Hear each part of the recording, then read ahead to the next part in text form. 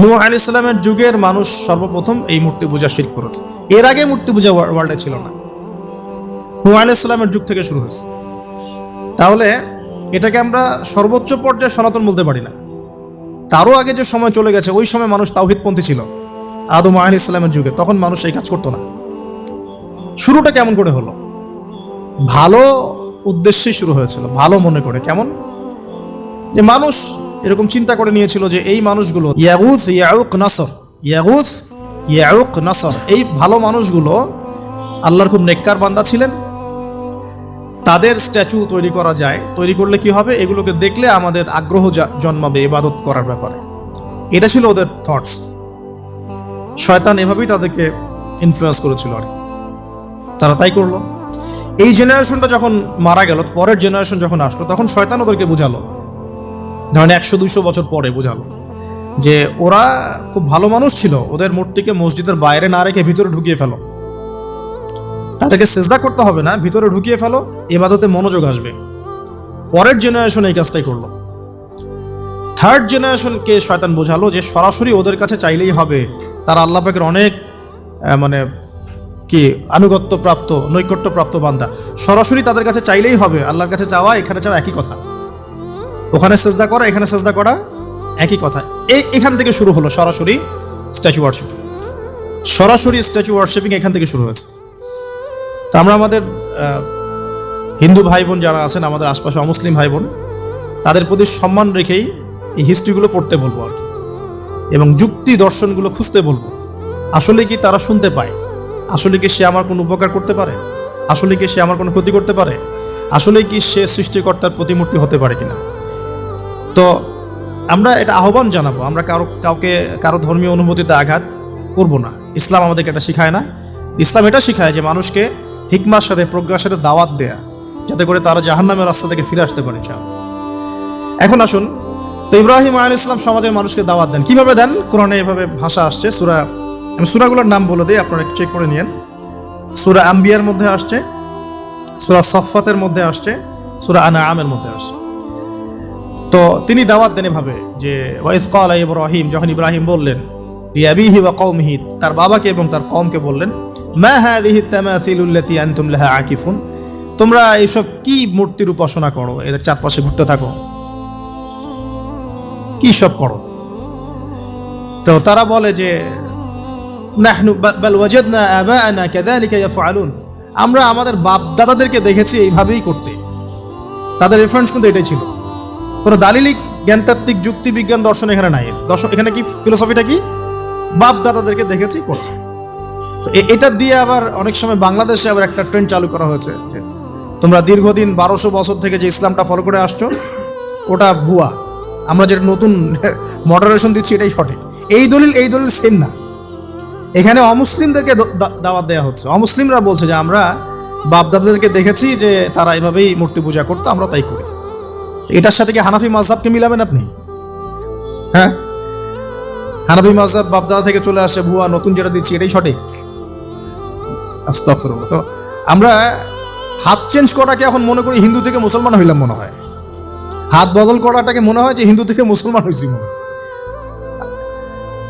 গভীরে ঢোকেন, ওলামায়ে কেরামদের মানে দার্সে গিয়ে বসে গভীরে ঢুকলে বুঝতে পারবেন যে ইসলামিক স্কুল অফ থটগুলা প্রত্যেকটারই ভিত্তি আছে।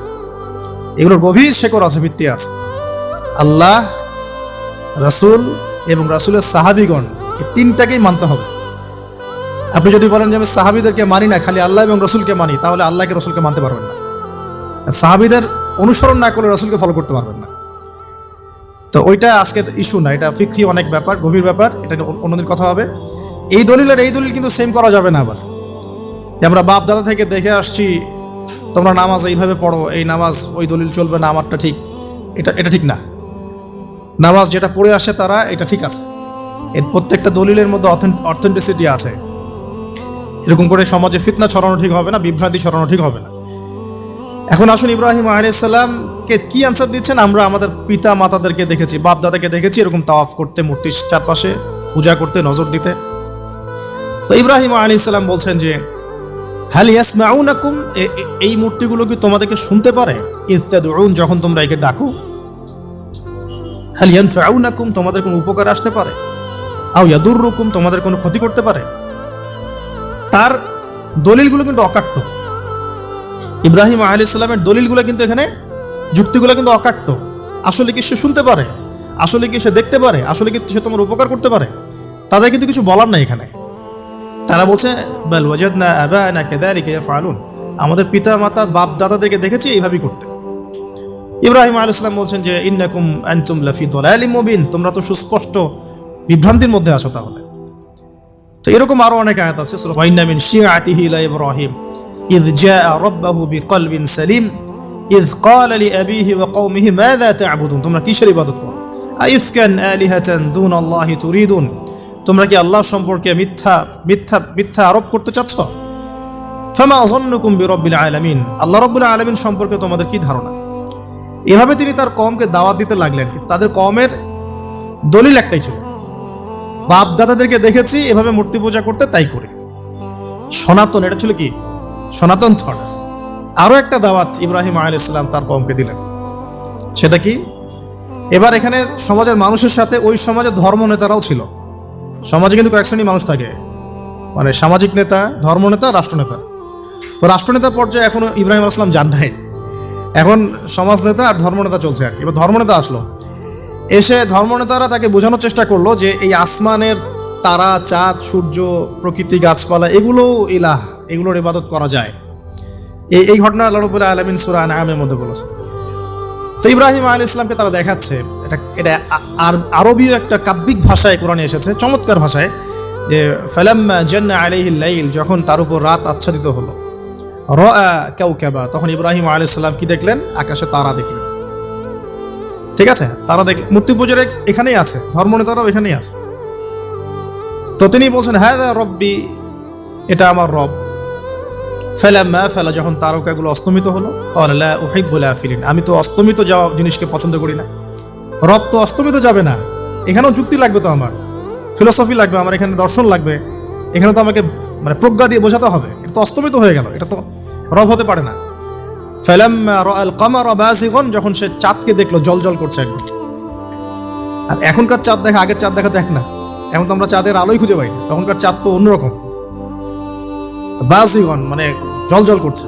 তখন তিনি বলেন হাযা রব্বি, এটা আমার রব। তখন ফালাম্মা আফালা, যখন এটাও অস্তমিত হয়ে গেল, তিনি বলছেন লাইল্লাম ইয়াহদিয়ানি রব্বি লাকুনান্না মিনাল কওমিদ দাল্লিন, আল্লাহ যদি আমাকে হেদায়েত না দেন তাহলে আমি এই দল্লিনদের অন্তর্ভুক্ত হয়ে যাব। ইব্রাহিম আলাইহিস সালাম বলছেন ফালাম্মা রাআ শামসা বাযিগাতান, যখন এবার সূর্যকে দেখলেন দিনের বেলা, এটা তো আরো বড়। হাযা রব্বি হাযা আকবার, এটা আমার রব, এটা সবচেয়ে বড়। হাযা আকবার, এটা সবচেয়ে বড়। ফালাম্মা আফালাত, এটা যখন অস্তমিত হয়ে গেল, তখন তিনি বলছেন এই কথাটা যে ইয়া কওমি ইন্নী বারিউম মিম্মা তুশরিকুন, হে আমার কওম, তোমরা যেগুলোকে দিয়ে আল্লাহর সাথে শরীক করছো, এখান থেকে আমি আমার চেহারাকে ফিরিয়ে নিলাম। সুবহানাল্লাহ। তখন তিনি এই কথাটা বলেন ইন্নী ওয়াজ্জাহতু ওয়াজহিয়া লিল্লাযী ফাতারাস সামাওয়াতি ওয়াল আরদা হানিফাও ওয়া মা আনা মিনাল মুশরিকিন, আমি আমার চেহারাকে ফিরিয়ে নিচ্ছি এই আসমান সমূহ এবং জমিনের সৃষ্টিকর্তার দিকে, এবং আমি মুশরিকদের অন্তর্ভুক্ত নই। ইন্না সলাতি ওয়া নুসুকি ওয়া মাহইয়ায়া ওয়া মামাতি লিল্লাহি রাব্বিল আলামিন, আমার সালাত, আমার কুরবানি, আমার স্যাক্রিফাইস, আমার জীবন, আমার ফুল লাইফ, আমার মৃত্যু, সবকিছু কার জন্য? জগৎসমূহের প্রতিপালক আল্লাহর জন্য। লা শারীকা লাহু, তার কোনো শরীক নাই। ওয়া বিযালিকা উমিরতু, এই একনিষ্ঠভাবে তার ইবাদত করার জন্যই আমি আদিষ্ট হয়েছি।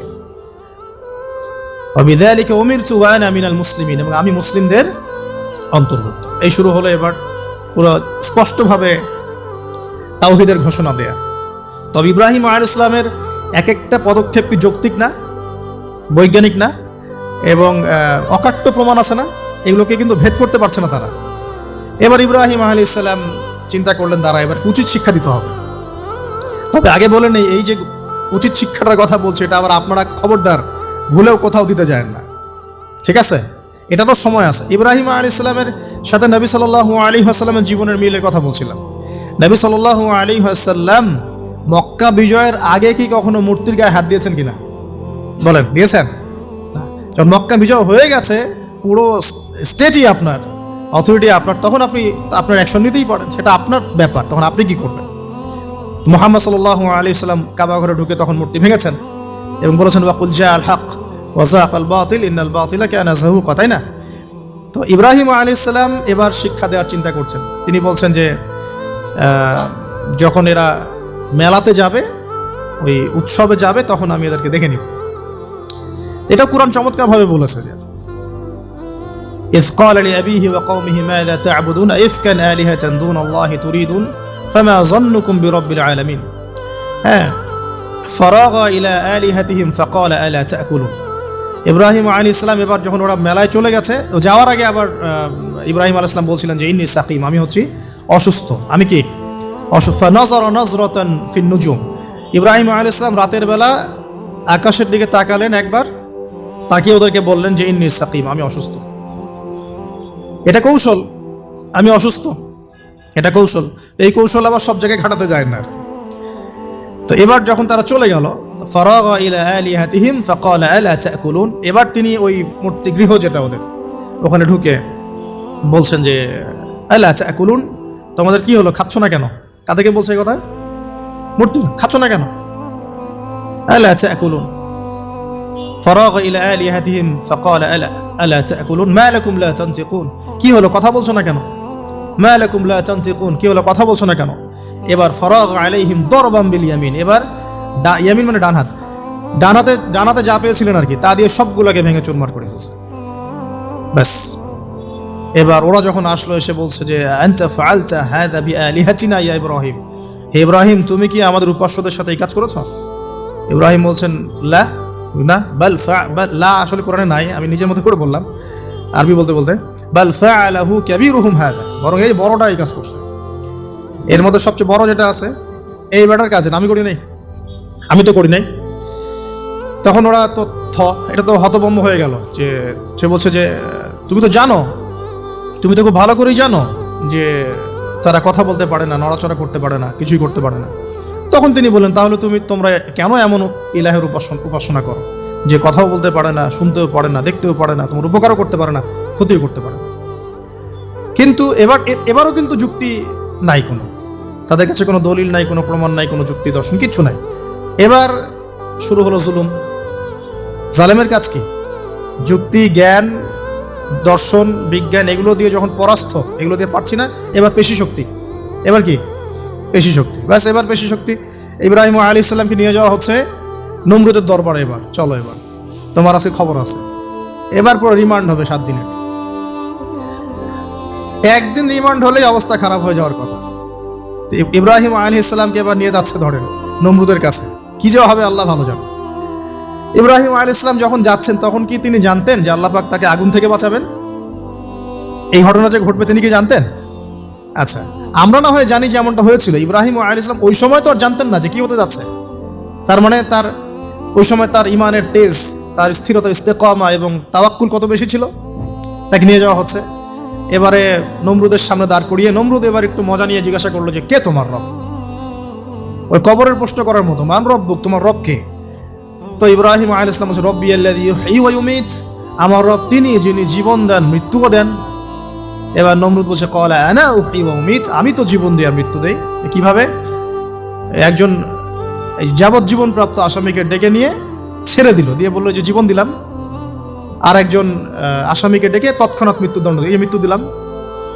তো ইব্রাহিম দেখলেন আলাইহিস সালাম এ তো মোটা বুদ্ধির মানুষ, কারণ যে যত বড় জালেম হয় তার বুদ্ধি তত মোটা হয়, কিন্তু এটা মাথা রাখবেন। ফেরাউনের মতো জুলুম মানুষের বুদ্ধি লোপ করে দেয়, আর শিরক মানুষের মধ্যে ভয় সঞ্চার করে। যখন আপনি শিরক করতে থাকবেন মনে খুব ভয় কাজ করবে। এবং মুশরিক বাহিনী কখনো ইসলামের বিজয় লাভ করতে পারে নাই। যে মুসলিম সেনাবাহিনীর মধ্যেও শিরক ছিল না, ওরা যুদ্ধের মাঠে পরাজিত হয়ে গেছে। ইতিহাস ঘাটবেন, মুসলিম যে সেনাবাহিনীর মধ্যে শিরক ছিল ওই সেনাবাহিনী পরাজিত হয়ে গেছে।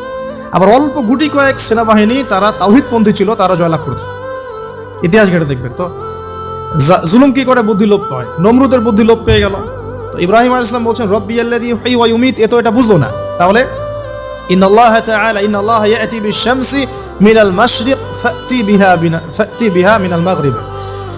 ইব্রাহিম আলাইহিস সালাম বলছেন যে আল্লাহ রাব্বুল আলামিন, আমার আল্লাহ তিনি পূর্ব দিক থেকে সূর্য ওঠান। তো তুমি যদি ইলাহ হয়ে থাকো তাহলে পশ্চিম দিক থেকে উঠাও। এটা আরো বড় অকাট্য দলিল হলো। তার অবস্থাটা আল্লাহ ব্যাখ্যা করছেন এভাবে, আল্লাহ বলছেন ফাবুহিতাল্লাযী কাফার, কাফের একদম হতভম্ব হয়ে গেল। হতভম্ব হয়তো লাভ নাই, বেশি শক্তি আছে আমার, তোমার যুক্তি বিজ্ঞান দর্শন থিওরি তো আমার দরকার নাই, তোমার দিনের জ্ঞানের এলিমেন্ট তোমার দরকার নাই, তোমার ওয়াজ নসিহতের আমার দরকার নাই, আমার কাছে কি আছে? বেশি শক্তি আছে, পিটায় সব সিধা করে ফেলাবে একেবারে। বাস ইব্রাহিম আলাইহিস সালামের জন্য বলছে ফাল হাররিকুহু ওয়ানসুরু আলিহাতাকুম, একে জ্বালায় দাও, পুরায় দাও, একে জ্বালায় পুরায় দাও, তোমাদের ইলাহদেরকে সাহায্য করো। আল্লাহ পাক অন্য জায়গায় বলছেন যে ফাআরাদু বিহি কাইদান ফাজআলনাহুমুল আসফালিন, তারা ইব্রাহিম আলাইহিস সালামকে নিয়ে একটা বিশেষ বড় একটা কৌশল করল। এই কৌশলটা কি ছিল? তাকে অগ্নিকুণ্ডের মধ্যে ফেলে দেওয়ার একটা চেষ্টা করলো, আগুন জ্বালিয়ে রাখলো, বলা হয় 40 দিন, এগুলো হিস্ট্রি বা তাফসীরগুলোতে আসছে, আমি just Quran text to the point বলছি। তো আগুন দাউ দাউ করে জ্বলতে লাগলো, ওই ব্যাবিলন ওখানকার সব মানুষ দেখছে বিষয়টা।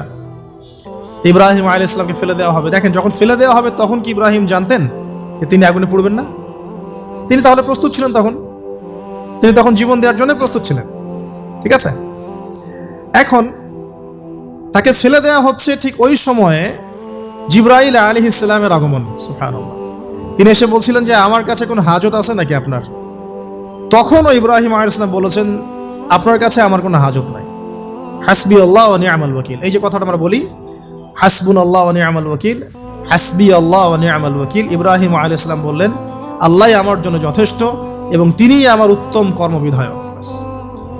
এরকম মোমেন্টে বান্দা যখন আল্লাহকে এভাবে চাবে, আল্লাহ রাব্বুল আলামিন না এসে পারবেন? তখনই পারবেন ইনশাআল্লাহ। তখন আল্লাহ রাব্বুল আলামিনের আদেশ চলে আসলো, ইয়া নার, হে আগুন, কুনি বারদান ওয়া সালামান আলা ইব্রাহিম, ইব্রাহিমের জন্য ঠান্ডা হয়ে যাও, শীতল ঠান্ডা হও, মানে খুব শীতল না, বা আরামদায়ক শীতল ঠান্ডা হয়ে যাও। সুবহানাল্লাহ। এভাবে আল্লাহ রাব্বুল আলামিন ইব্রাহিম আলাইহিস সালামকে অগ্নি পরীক্ষা থেকে বাঁচালেন। ওখানে ইব্রাহিম আলাইহিস সালাম থাকলেন, কোনো ক্ষতি হলো না। তিনি পরবর্তী সময় বলেছিলেন ওই সময়টুকুর মধ্যেই তিনি শান্তিতে ছিলেন। ওই যে বললাম না, অনেকে যে নির্যাতন নিপীড়নের শিকার হয় তারপরে বলে যে ওই সময়টুকুই ভালো ছিলাম, আল্লাহকে পেয়েছিলাম, তেলাওয়াত বেশি ছিল, তাহাজ্জুদ বেশি ছিল, পরে ফিতনার যুগে চলে আসছি। তো এই হলো অগ্নি পরীক্ষা। এরপরে কওমকে দাওয়াত দেওয়ার হলো না, সেখান থেকে চলে যেতে হবে।